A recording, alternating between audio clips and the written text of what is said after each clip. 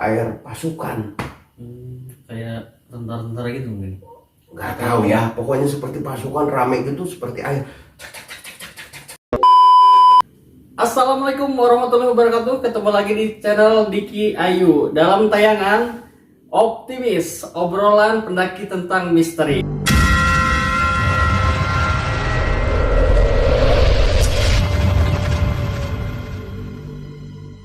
Nah, kali ini channel Diki Ayu sama saya dibayar dulu karena narasumbernya ada di sebelah saya. Oke, langsung aja ke Bang Diki. Gimana Bang, mau ceritain? Kali ini channel saya dibaca terlebih dahulu sama yang punya channel Bang Endi. Oke. Nah, kali ini Abang kan pernah cerita nih tentang kejadian mistis yang ada di gunung. Gimana nih Bang? Boleh diceritain? Sebelumnya saya terima kasih dulu sama teman-teman yang udah selalu subscribe dan juga udah support di channel saya. Oke. Cerita pendakian, sebetulnya sih bukan pendakian mistis ya, atau mungkin pengalaman pengalaman yang saya rasakan pada saat pendakian. Yang paling mengena itu pada saat pendakian ke Gunung Rinjani. Oke. Pendakian ke Gunung Rinjani pada tahun 2016 kalau tidak salah ya. Lupa ingat karena memang udah terlalu lama, tapi saya masih menyimpan memori karcis mulai dari keberangkatan sampai segala macamnya. Pendakian ke Gunung Rinjani pada tahun 2016 dengan total jumlah orang yang pada saat itu ikut adalah 16 orang. Oh, 16 orang. Ya, banyak ya, Bang? 16 orang.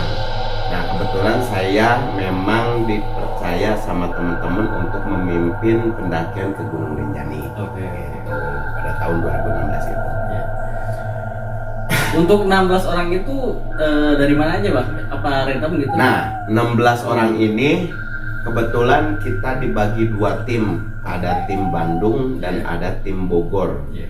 Total 16 orang ini wanitanya kalau tidak salah ada 4 orang. Ada 4 orang, sisanya berarti 12 orang itu pria semua. Nah, dari 16 orang ini dari tim Bandung itu kebetulan ada sekitar 5 orang. Termasuk saya sendiri, dan sisanya 11 orang itu dari tim Bogor. Jadi ceritanya kita keberangkatan pada tanggal, kalau nggak salah tanggal 4 atau tanggal 5. Kita sudah merencanakan jauh-jauh hari dengan teman-teman kalau kita memang mau mendaki ke Gunung Rinjani. Nah, kenapa nggak naik pesawat, Bang? Nah, kita mau mencoba hal yang berbeda. Mencoba hal yang berbeda yaitu kita dengan cara backpacker dengan 16 orang ini. Kayaknya seru. Iya. Pasti kesannya lebih seru. Nah, kesannya lebih seru dulu. Ngopi dulu ya. Boleh. Kita sambil ngopi, kita santai aja. Nah, dilanjut Bang. Nah, kenapa kita backpacker? Karena kita memang pengen suasana yang berbeda. Sebetulnya pada saat keberangkatan kita berkumpul di Bandung itu di rumah saya, karena kita akan berangkat di stasiun Bandung, tepatnya di Kiara Condong. Itu udah ada hal-hal yang memang janggal. Nah, contohnya kayak gimana?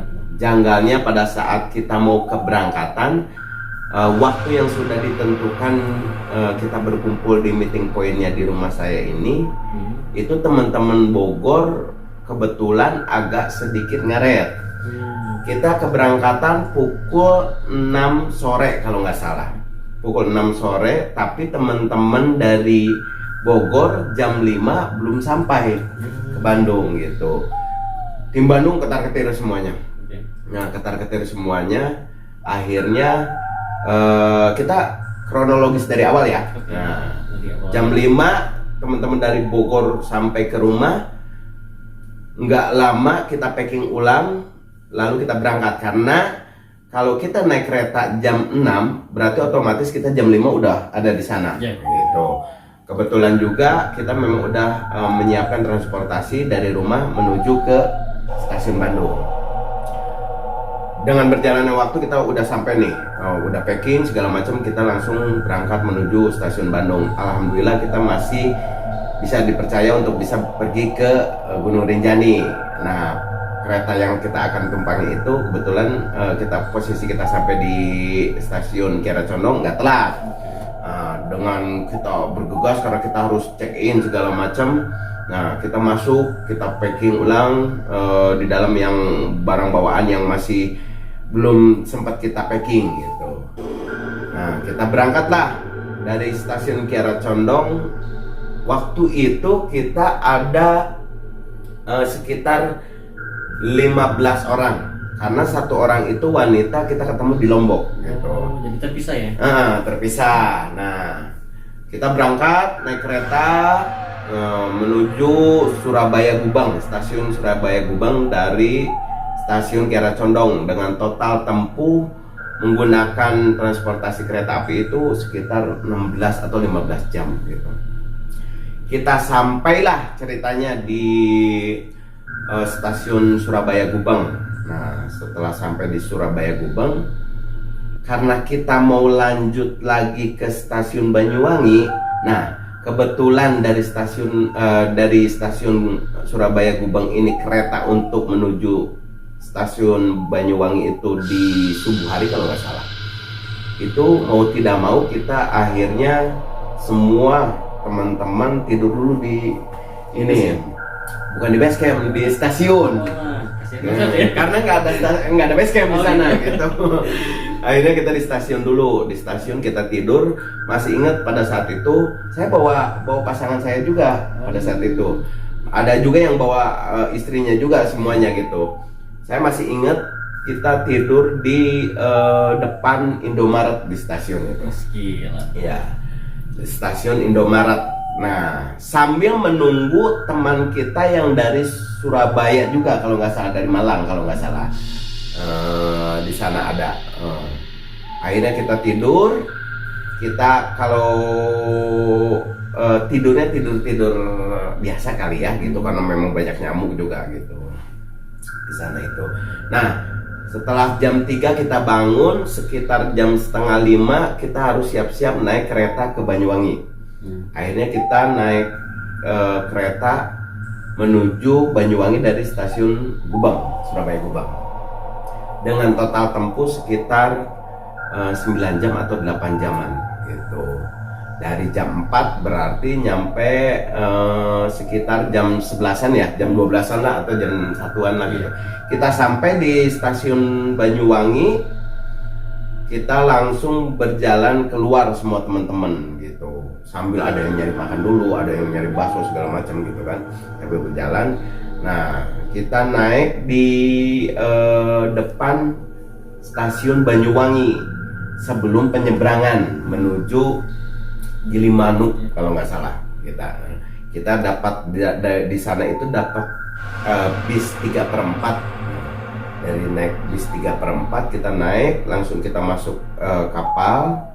Nah, kita nyebrang ke Gilimanuk. Nah, ini yang serunya. Setelah kita sampai ke Gilimanuk, itu kejanggalan kedua itu udah ada lagi. Makin bertambah gitu, makin bertambah. Salah satunya kita pecah ban bis itu di tengah-tengah hutan. Itu kita setelah sampai dari Gilimanuk, kita perjalanan menuju Terminal Ubung kalau nggak salah ya, di Bali itu. Kita setengah perjalanan itu akhirnya pecah ban. Pada saat itu kecepatan bis itu benar-benar cepat karena memang agak sepi kan jalanan menuju ke Terminal Ubung itu. Kita pecah, akhirnya kita transit dulu, ke istirahat dulu. Teman-teman semuanya pas pada saat itu kita belum sholat zuhur gitu. Akhirnya kita ke masjid dulu. Nah, supir dan kenek dari bisnya itu dia betulin si ban itu pecah. Setelah kita beres, kita akhirnya jalan kembali ke menuju ke Terminal Ubung. Nah, lucunya lagi, setelah Terminal Ubung kita turun semua. Kita salah diturunkan kalau nggak salah di terminal baru. Nah, di terminal lama kalau nggak salah ya di Ubung itu, karena ada terminal baru kalau nggak salah. Nah, Kita diturunkan di terminal baru. Akhirnya kita dengan perdebatan kusir dengan konektornya, akhirnya kita diturunkan lah di terminal Ubung seluruhnya di sana. Seingat-ingat saya, ini agak-agak sedikit lupa sih gitu. Setelah saya nyampe di terminal Ubung, kita turun semua. Lucunya lagi, memang ada teman saya. Kalau di sana kan memang di terminal kan para dari yang apa ya biasa disebutnya yang orang untuk menaik-naikkan ke ininya, kenaikannya itu kan pasti berlomba-lomba untuk nyari penumpang gitu. Nah, adalah satu teman saya yang memang mukanya gitu kan Rijal Daliludin namanya, si Komeng gitu. Mukanya memang sebetulnya kayak orang mabuk, tapi sebenarnya dia tidak mabuk gitu mungkin. Kalau mabuk jalan gitu.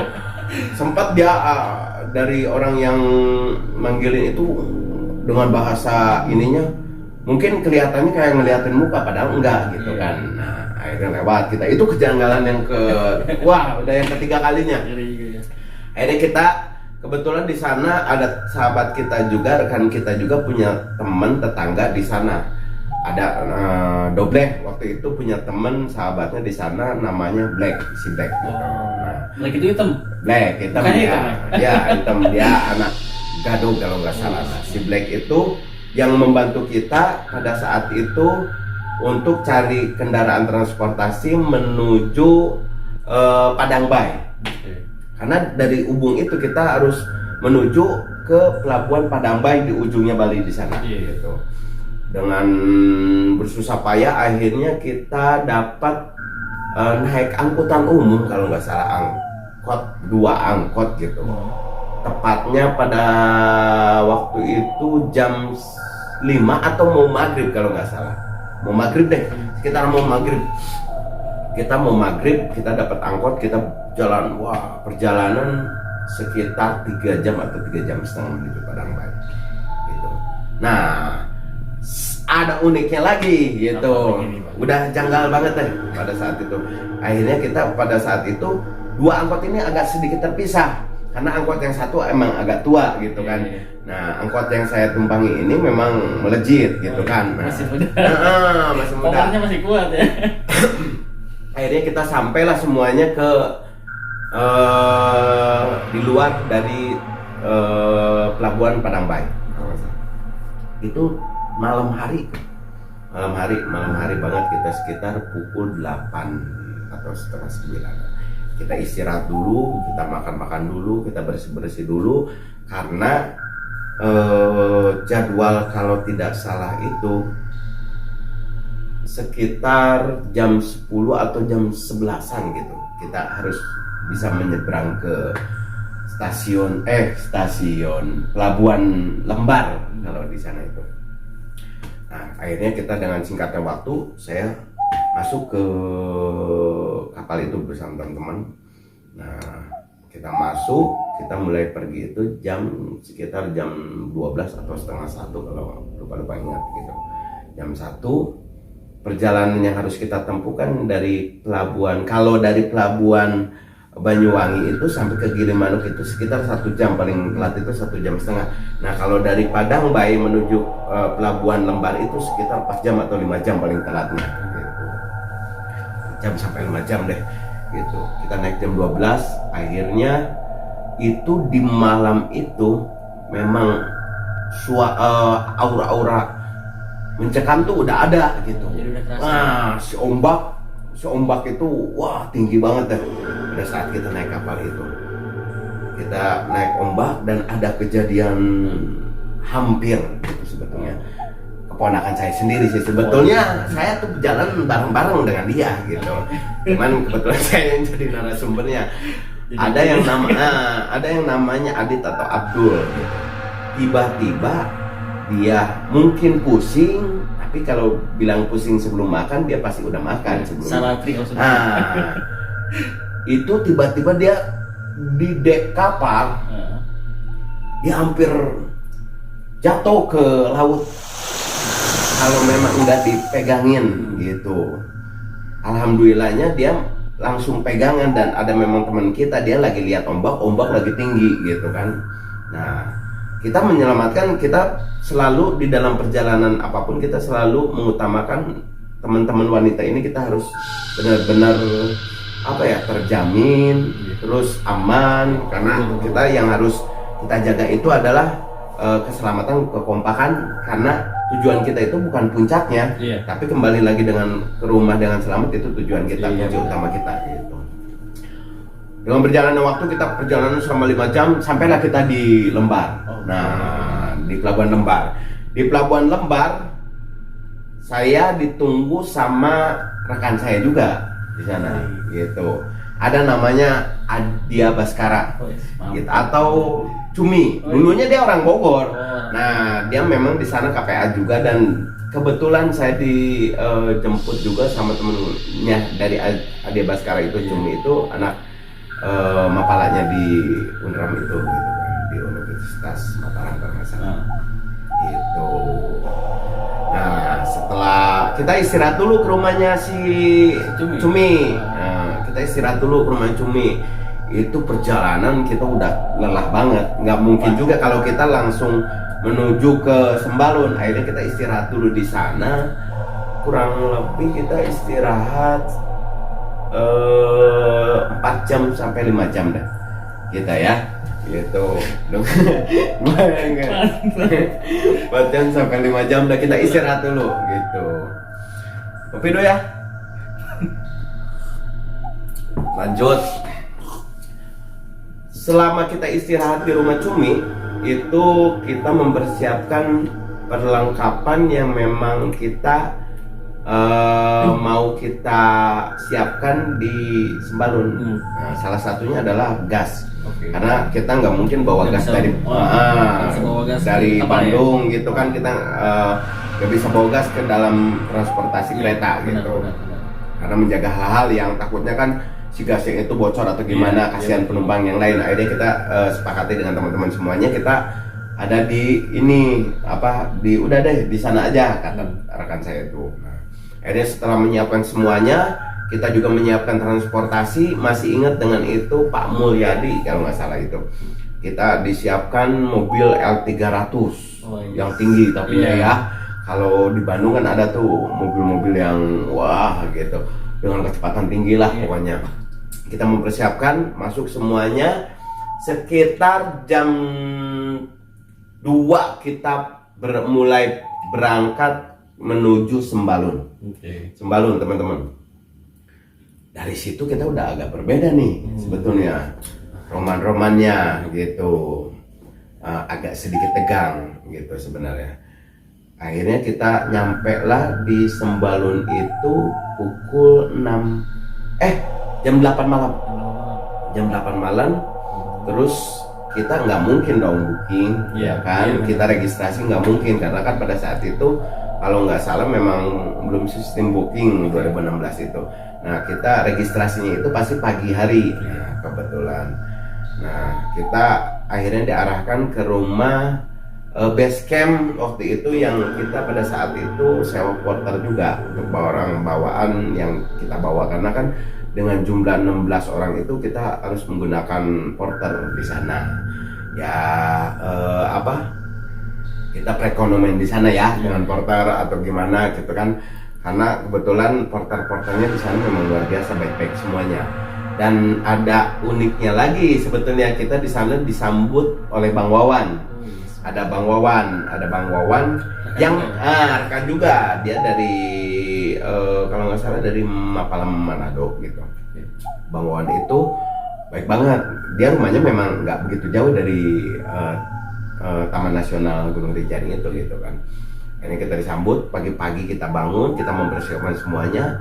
Sekitar pukul 8 tanggal, ada kejadian juga nih.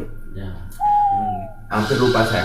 Sebelum kita naik itu udah terdengar bahwa di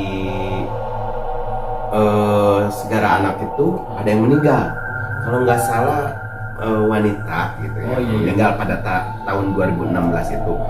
Semakin dong kita obrol-obrol, wah ini gitu kan. Saya tapi sempat dengar juga tuh. iya.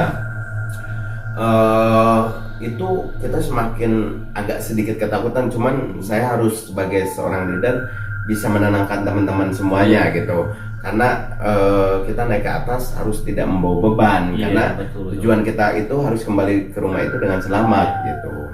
Nah akhirnya kita mulai berjalan itu jam 8 pagi. Jam 8 pagi kita mulai jalan, akhirnya menuju pos 1. Kita singkat cerita langsung pos 1.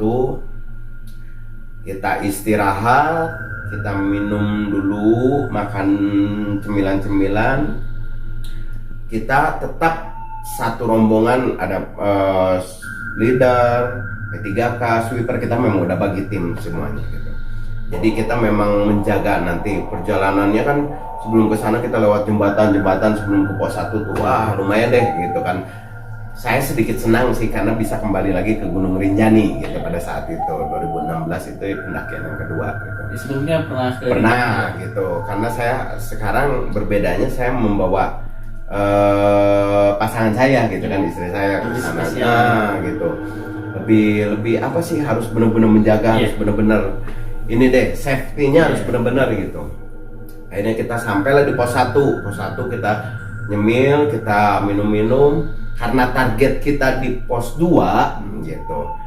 Kita target di pos 2, akhirnya kita mulai berjalan lagi ke pos 2. Nah, ada uniknya satu lagi nih, teman kita yang namanya Doble. Setiap pendakian kemanapun dia sebelum pos 1 ataupun pos 2 dia selalu punya ritual keram. Wah, ya unik banget ya. Unik. Jadi buat dia itu kalau belum pos 1 keram dia belum asik. Kalau menurut dia tanpa keram tanpa asik gitu. Ya, ada kejadian dia sebelum nyampe ke pos 2 itu dia keram. Itu benar-benar dia keram, nggak bisa jalan. Akhirnya saya kebetulan P3K komplit. Kita balur dia itu dengan sebelum dibalur itu kita pakai painkiller dulu.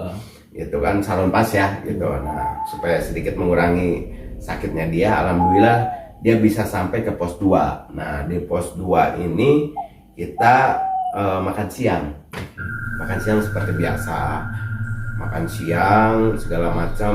Nah, akhirnya setelah makan siang pukul 1, jam 1 lah, jam 1 siang itu kita mulai berjalan. Nah, saya itu orang paling terakhir pada saat di rombongan itu, karena saya harus menyapu teman-teman semuanya, leader gitu kan. Leader saya turun, leader saya taikin, ada teman saya juga di sana, Pulong dan juga Jayeng gitu kan. Saya tukar, saya ceng, saya jadi di sweeper. Kebetulan di tengahnya itu ada mungkin karena kelelahan gitu teman kita, rekan kita juga yang memang dia nggak kuat gitu. Ya, mau tidak mau kita sebagai tim harus bisa mensupport dia, harus bisa menjaga dia untuk bisa aman selama pendakian gitu. Saya bawa sekitar 2 tas depan belakang itu. Akhirnya ya, kondisi pada saat itu yang tadinya cerah tiba-tiba hujan. Kebayang dari pos 2 itu menuju pos 3 itu kan jalur kalau nggak salah lahar ya. Nah itu lahar, itu saya terakhir bawa barang itu 2 carrier depan belakang dengan trek dari pos 2 ke pos 3 kan udah kebayang kayak gimana waktu pada saat itu. Memang belum, jalurnya memang belum kepecah seperti sekarang. Itu luar biasa deh gitu. Itu pengalaman yang menurut saya lelah, tapi saya harus bisa menguasai dan mengalahkan lelahnya saya ini gitu kan, dengan semangat gitu. Akhirnya saya jalan, dan di pertengahan jalan teman-teman dari tim rombongan yang udah di depan, dia udah sampai ke pos 3, dia turun lagi ke belakang. Akhirnya dia bawain barang yang carrier saya yang di depannya, akhirnya kita jalan bersama. Nah, uniknya tadinya target kita itu adalah di Lawangan Sembalun. Tapi dengan kondisi cuaca, kondisi alam, dan juga kondisi tim yang mengharuskan kita untuk ngecamp di pos 3. pada saat itu. Kita sampai di pos 3 sekitar pukul 4 kalau nggak salah. Kita buka tenda dengan kesepakatan kita semuanya, kita buka tenda, kita masak, kita bermalam di sana. Nah, di pos 3 sebetulnya saya sudah merasakan yang berbeda gitu kan. Di pos 3 itu pokoknya kalau mencekam banget malam itu, ditambah hujan gitu, ditambah hujan. Itu terdengar suara-suara ramai, padahal pada saat itu di pos 3 itu cuma hanya 3 tenda dengan tim kita itu gitu.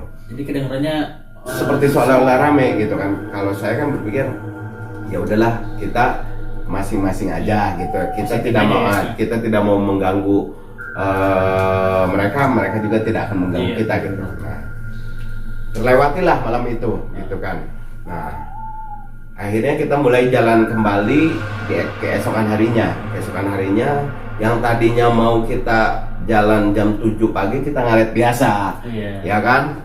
Wah, selfie dulu, masak-masak dulu. Akhirnya kita pergi itu sekitar pukul 10. Sekitar jam 9. Jam 9. Akhirnya kita jam 9 kita mulai pergi berangkat. Nah, nyampe lah kita di pos 4. Ya kan, di pos 4 itu kita dengan cara bersamaan, kita rapat, kita nggak berpisah memang dari awal juga. Nyampe lah di pos 4. Nah, setelah pos 4 ini gitu kan, penyiksaan ini nih, penyiksaan ya, itu benar-benar diuji. Tapi kita saling menyemangati, kita saling support satu sama lain di tim itu, dan akhirnya kita bisa sampai di Pelawangan Sembalun pukul 4 kalau nggak salah. Pukul 4 kita semangat semuanya, walaupun di tengah perjalanan itu ada yang ngedrop ya, tapi tetap kita saling semangati. Setelah kita sampai di Pelawangan Sembalun, kita menikmati sunsetnya ya kan. Keren di situ paling ya. Keren ya, foto-foto yang selfie silakan. Terus ada juga yang dari tim wanitanya juga bikin rujak, ya kan.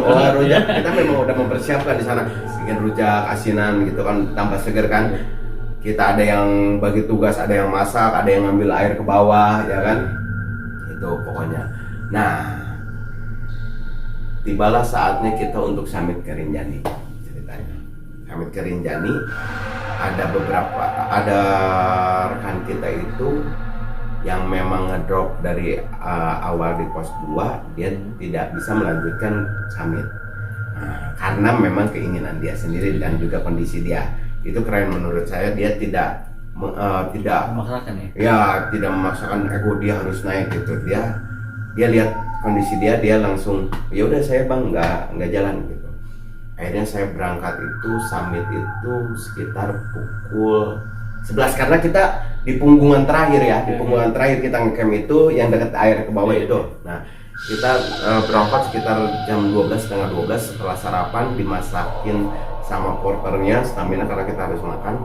Akhirnya kita dengan cara beriringan kita mulai melewati trek-trek yang menurut saya trek di Rinjani itu komplit. Gunung-gunung di mana tuh semua menurut saya ada di sana, mulai pasir, mulai apa. Nah, kita berjalan terus melewati dinginnya malam dengan yang menusuk ke tulang gitu kan. Kita saling menyemangati. Teman-teman itu udah mulai seperti ada seolah-olah malam itu ada yang mengikuti kita gitu, sebetulnya gitu kan.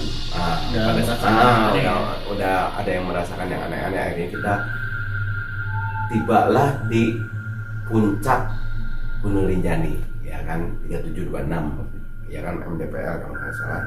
Kita berfoto-foto, kita menikmati sebentar, turun. Nah, kejadiannya pada saat turun ini kita sempat terpisah dengan rombongan karena memang pada saat turun itu lelahnya turun itu lebih lelah turun. Ada orang yang sempat bilang itu karena kan dengkul yang hitamnya gitu. Itu turun itu benar-benar kita sekitar pukul 12 kita baru kembali lagi nyampe di Pelawangan Sembalun. Nah, kebetulan teman kita yang namanya Bulong ini dengan istrinya dia agak sedikit telat karena kondisi si istrinya ini kakinya sempat apa ya gemeteran gitu karena memang lelah mungkin ya. Dia nyampe sekitar jam 2, akhirnya kita sepakati setelah sampai Pelawangan Sembalun kita mau turun nggak ke Segara Anak gitu kan, dengan cerita-cerita yang pada saat itu ada yang meninggal apa gitu kan. Akhirnya teman kita dengan sepakati semuanya, satu tim itu kita turun deh. Nah, kebetulan ada Bang Wawan kan gitu. Bang Wawan memang keren gitu. Pokoknya Bang Wawan kalau nonton video ini, makasih Bang Wawan. Dari kita pokoknya luar biasa makanan-makanannya. Wah, karena memang chef banget kan gitu ya. Keren gitu Bang Wawan. Jadi kita bareng sama Bang Wawan. Disinilah mulai terjadinya kejanggalan yang bertubi-tubi menurut saya gitu. Perjalanan kita mulai merinding itu juga ya gitu. Pada saat kita turun ke bawah itu sekitar pukul 2:30 kita turun menuju Segara Anak dari Pelawangan Sembalun, kita secara bersamaan gitu kan melewati turunan ya kan. Pada saat itu belum ada yang seperti sekarang jembatan kan, kita harus turun dulu ke bawah gitu kan. Itu kita padahal kita bareng tapi kita selalu terpecah rombongan kita itu. Aneh gitu, kadang-kadang kita terpecah, kita bareng lagi, padahal kita selalu bersama. Kita terpecah seolah-olah kita padahal kita istirahat satu, istirahat semua ya gitu. Tapi pada saat jalan pecah gitu. Jadi ada tiga rombongan gitu. Oh ya udahlah, kita jalan. Kita sampai di Segara Anak itu mencekam banget.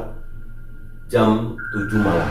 Lah, kita bingung ya kan, udah sampai ke sana, akhirnya kita cari spot lah di sana ya kan, cari spot terus kita dengan ada yang sholat maghrib dulu dan isya juga gitu kan, mereka ada yang ketinggalan. Setelah sampai bersih kita masak, akhirnya kita tidur lebih cepat gitu.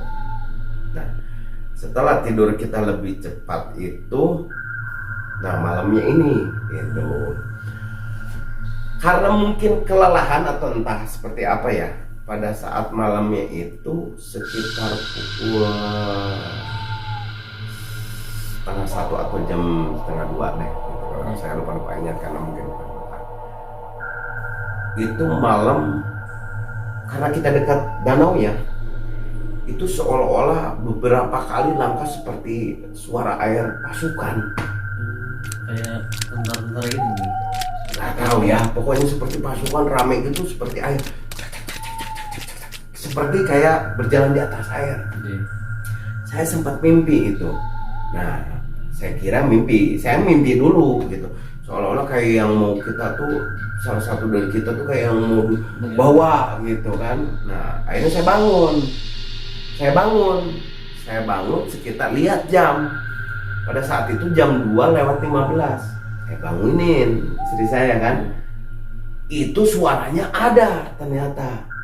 Suaranya semakin dekat. Gitu. Suaranya semakin dekat. Wah, rame gitu.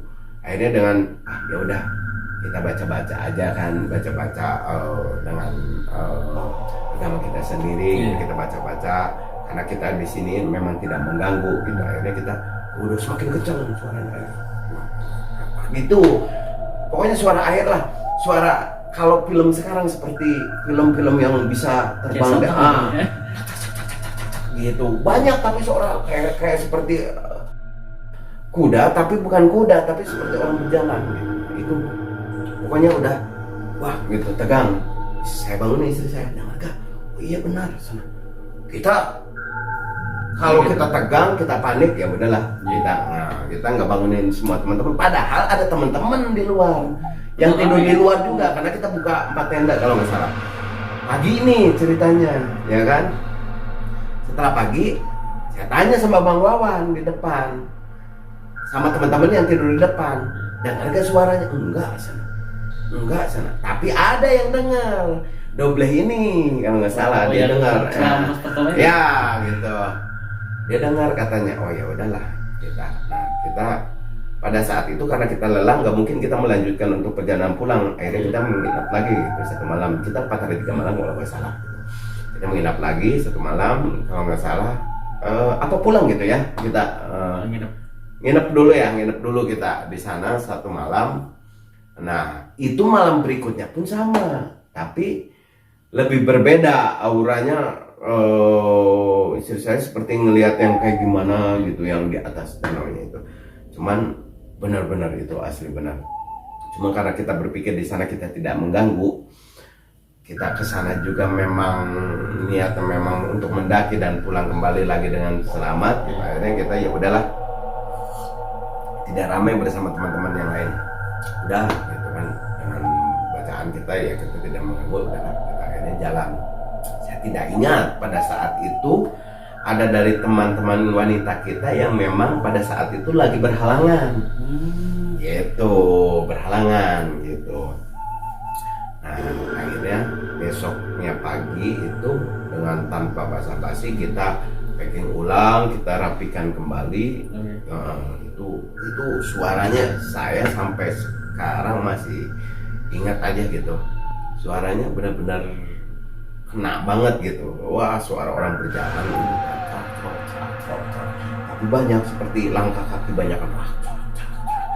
Itu seperti kayak kuda gitu. Sebetulnya sama seperti kita pada saat pendakian di Gunung Lawu. Nah, nanti ada ceritanya ya. Di Gunung Lawu itu wah gila gitu. Nanti saya akan cerita juga di Gunung Lawu gitu kan. Jadi setiap pendakian saya memang selalu menemukan hal-hal yang baru dan menurut saya yang ini untuk cerita saya dan pengalaman saya gitu. Nah akhirnya kita pulang lewat jalur Senaru. Karena Bang Wawan ini rumahnya di depan Taman Nasional Gunung Rinjani di Sembalun, akhirnya kita terpisah dengan Bang Wawan. Ya kan kita pisahan dengan Bang Wawan ke sana. Oke, makasih Bang Wawan gitu kan. Kita pulang lewat Senaru. Entah seperti apa gitu kan. Jalur Senaru itu buat kita nggak sampai-sampai. Iya. Di Pelawangan Senaru itu kita berangkat pagi, kita nggak nyampe di Pelawangan Senaru.